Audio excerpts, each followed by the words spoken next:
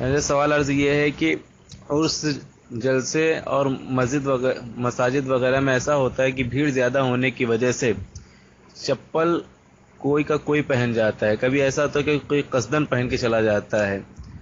تو اس حالت میں کیا ہم دوسرے کی چپل پہن کر آ سکتے ہیں، یا پھر کیسے معلوم ہو کہ جو شخص ہماری چپل لے گیا ہے وہ اپنی خراب چپل چھوڑ کر گیا ہے؟ جواب عنایت فرما دیں۔ ایک صورت تو میں نے بتا دیا، مگر اب یہ ہے کہ جو آپ نے پوچھا کہ اتنی چپل ہیں کیسے معلوم ہو کہ یہ جو خراب چپل ہم پہن رہے ہیں یہ اسی کی ہے، تو یہ بات تو معقول ہے، سوال اچھا ہے۔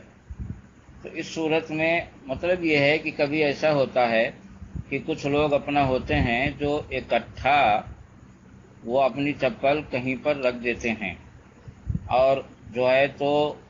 آپ کے جگہ کوئی جو ہے تو اپنا آپ کا پہن گیا، اور آپ جہاں پر رکھے تھے وہیں پر جو مخصوص جگہ اس میں کوئی خراب چھوڑ گیا، تو یہ اس بات کا قرینہ ہے کہ یہ اس نے قصداً ایسا کیا ہے، تو اس کو آپ پہن سکتے ہیں۔ یا یہ کہ جو ہے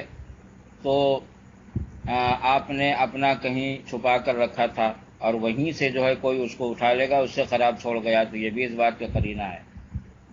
اور اگر جو ہے تو خلط ملط تھا، اور اس صورت میں آپ کا کوئی اچھا پہن گیا اور اپنا خراب چھوڑ گیا، تو ظاہر سی بات ہے پھر اس میں تو پتہ نہیں چل پائے گا کہ جو ہے تو کیا کہتے ہیں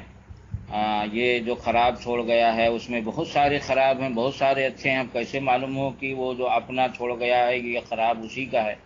تو پھر ایسی صورت میں دو صورتیں ہیں۔ ایک تو یہ ہے کہ یا تو پھر آپ انتظار کیجئے کہ مسجد سے یا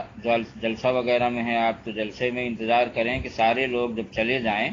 اور آخر میں جو جوتا یا چپل بچے آپ اس کو پہن سکتے ہیں،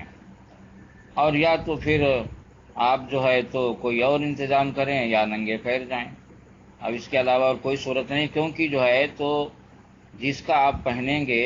یہ اس کا عوض ہی ہے، یا جو لے گیا اسی کا ہے، یہ متعین نہیں ہے۔ اور اس نے چوری کیا تو اب آپ اگر بغیر اجازت اس کا پہنیں گے تو یہ بھی چوری ہوگی،